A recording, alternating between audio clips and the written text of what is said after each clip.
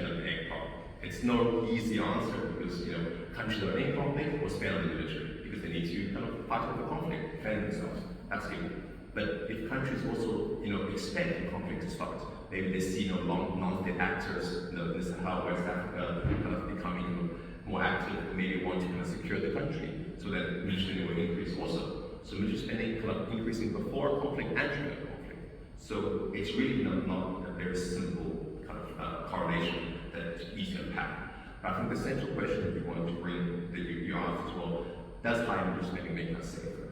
And I think that's something that perhaps we'll get to later on. But that's the crux of the question, is that it might not actually be so, because like the idea of security dynamics.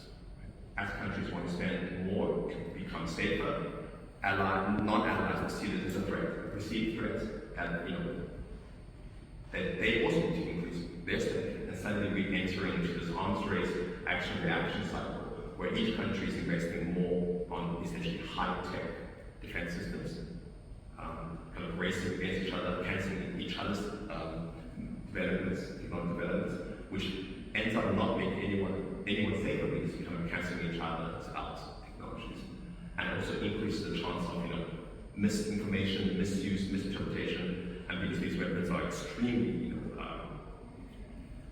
well, I think they are very capable of being very accurate, also have large scale destruction. They can actually have large impacts on the civilian population if used. So suddenly the risk of kind of using these weapons become high.